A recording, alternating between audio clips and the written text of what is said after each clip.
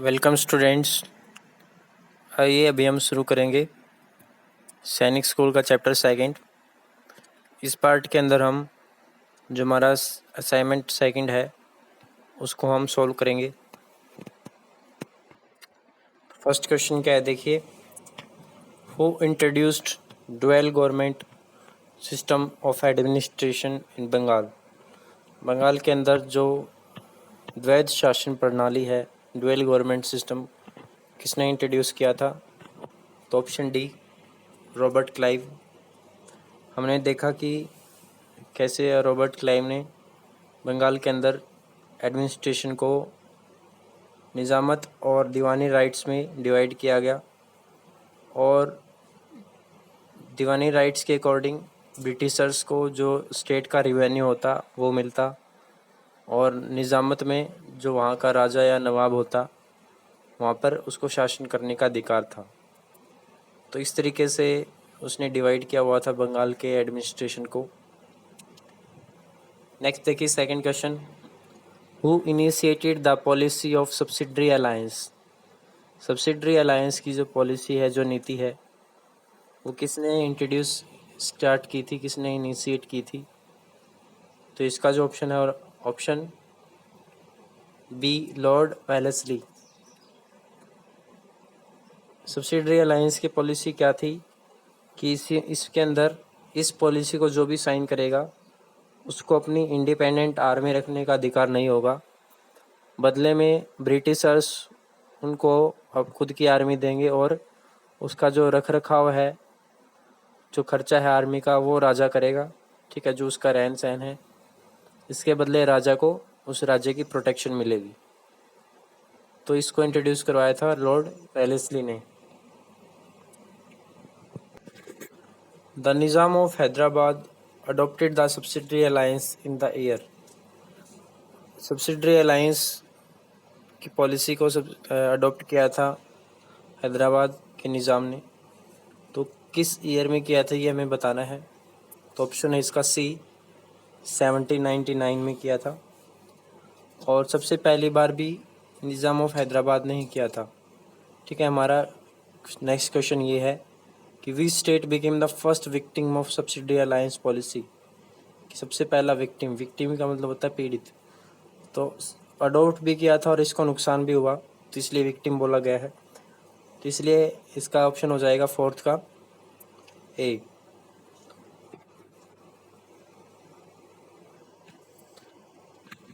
Doctrine of lapse was first introduced by which British governor general.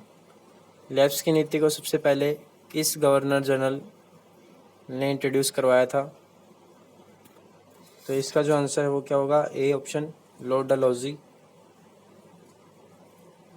Next देखिए, the first state annexed under doctrine of lapse. ये पहला जो राज्य जो lapse की नीति के अनुसार छीना गया था तो वो था सतारा, ऑप्शन डी। इसके अकॉर्डिंग क्या था कि कोई भी भारतीय शासक जिसका उत्तराधिकारी नहीं है वो अपना राज्य, उसका जो राज्य है वो ऑटोमेटिकली ब्रिटिश गवर्नमेंट के शासन में आ जाएगा। और सबसे पहला जो राज्य था वो सतारा था। आगे देखिए seventh question, permanent settlement was planned by. Permanent settlement की प्लानिंग किसने की थी, योजना किसने बनाई थी? तो इसका सही आंसर हो जाएगा बी, जॉन शोर। और जबकि इसको इंट्रोड्यूस करवाया था, लागू करवाया था लॉर्ड कार्निवल्स ने 1793 में। In which state permanent settlement was launched first. कौन से राज्य के अंदर परमानेंट सेटलमेंट सबसे पहले लॉन्च की गई थी? तो इसका सही आंसर है ऑप्शन ए, बंगाल के अंदर सबसे पहले लॉन्च की गई थी परमानेंट सेटलमेंट व्यवस्था।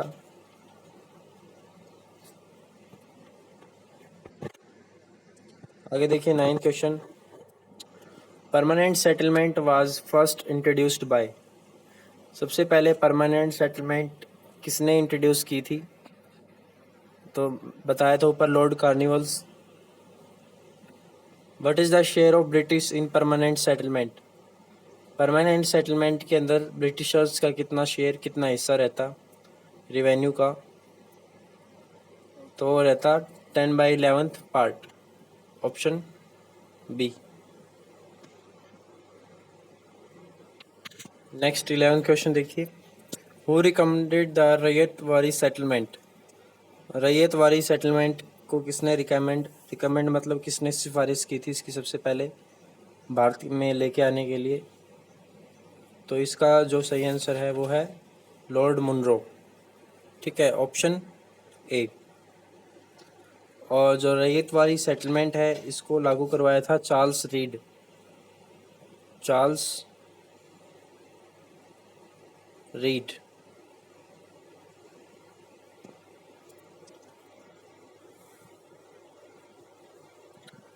Scientific theory of Ricardo was related to? जो साइंटिफिक थ्योरी ऑफ रिकार्डो है वो किससे संबंधित है? वो है रैयत वारी सेटलमेंट से, ठीक है। इसके अकॉर्डिंग क्या था कि जो सॉइल की जो क्वालिटी होती उसके अकॉर्डिंग रिवेन्यू फिक्स किया जाता, और ये 30 साल से ज़्यादा का नहीं होता। तो यही सब बातें साइंटिफिक थ्योरी रिकार्डो की जो थ्योरी है उसी से ली गई हैं, जो रैयत वाली सेटलमेंट से रिलेटेड है। आइए देखते हैं अब मैच द फॉलोइंग के अंदर कि कौन सी नीति किस ब्रिटिश गवर्नर जनरल से रिलेटेड है। तो सबसे पहले हम देखते हैं डॉक्ट्राइन ऑफ लैप्स। जो लैप्स की नीति है वो किससे रिलेटेड है? वो है लॉर्ड डलहौजी। उसके बाद तो इसका हो जाएगा ए, ठीक है, थर्ड का ए आ जाएगा।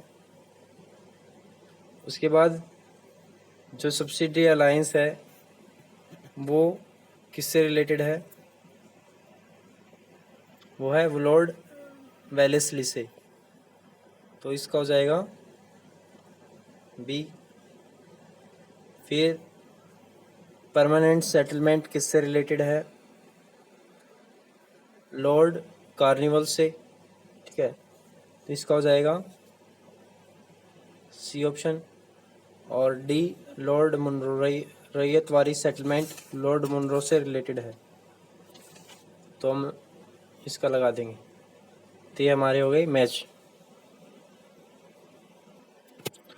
Mahalwari settlement was introduced in the year? Mahalwari settlement को किस ईयर, किस साल इंट्रोड्यूस करवाया गया था? तो ऑप्शन ए जो सही हो जाएगा इसका, 1833 में इसको इंट्रोड्यूस करवाया गया था। नेक्स्ट देखिए, Mahalwari settlement was introduced during the period of? Mahalwari settlement जो है वो किसके शासनकाल के दौरान, मतलब उस समय गवर्नर जनरल कौन था?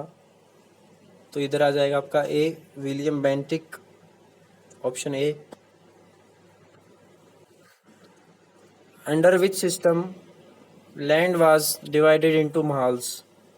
कौन सी सिस्टम के अकॉर्डिंग भूमि को महाल्स क्या होते थे कि एक एक गांव की या एक से ज़्यादा गांव की एक यूनिट होती थी, ठीक है। और हर एक यूनिट में जो है पीजेंट्स जो हैं अपने खुद के अधिकार से अपनी मर्जी से फसलें उगाते थे और उसका जो रिवेन्यू हो निर्धारित करते थे। तो इस किस सिस्टम से रिलेटेड है हमें ये बताना है, महाल्स।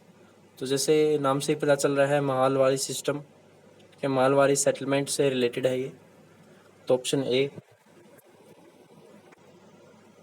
विच of the following statements is are correct? तो इनमें से ये बताना है कि कौन सी स्टेटमेंट सही है, एक सही है या दो से ज़्यादा सही है, तो ये बताना है। तो सबसे पहले स्टेटमेंट देखिए, the British policies resulted in the improvement of Indian agriculture, कि ब्रिटिश पॉलिसीज से भारतीय जो एग्रीकल्चर जो खेती व्यवस्था है उसको बहुत ज़्यादा फ़ायदा हुआ। तो ये गलत है, ये स्टेटमेंट हमें करेक्ट बतानी है, तो ये रॉन्ग हो गई, कोई फ़ायदा नहीं हुआ। द पीजेंट्स बिकेम पुअरर, हाँ जो किसान थे वो और ज़्यादा गरीब होते गए, ये स्टेटमेंट सही है। द पीजेंट्स डेप्ट बर्डन गोट इंक्रीज्ड, और किसानों का जो कर्ज का जो बोझ था वो भी बढ़ता गया। तो ये स्टेटमेंट भी सही है। तो इसका जो ऑप्शन हो जाएगा सही, ऑप्शन बी, सेकंड और थर्ड स्टेटमेंट सही है। Next 18 question, Sardar Diwani Adalat was court of appeal for which cases. Sardar Diwani Adalat जो थी वो किस तरह के केसेस की वहाँ पे अपील की जा सकती थी। तो इसका ऑप्शन ए, सिविल केसेस के लिए जो वहाँ पे अपील होती थी, अर्जी लगाई जाती थी। सिविल मतलब कि राज्य के अंदर जो जनता है, ठीक है, उनके वाद विवाद जो है सुलझाने के लिए उनके लिए सरदार दीवानी अदालत की व्यवस्था की गई थी। नेक्स्ट देखिए 19 क्वेश्चन, हु प्रिसाइडेड ओवर दीवानी अदालत। ठीक है, दीवानी अदालत की अध्यक्षता कौन करता था, कौन प्रेसिडेंट जो उसका निर्णय लेता था। तो इसका ऑप्शन हो जाएगा बी, कलेक्टर जो है वो दीवानी अदालत का प्रेसिडेंट होता, अध्यक्ष होता। आगे देखिए 20th क्वेश्चन,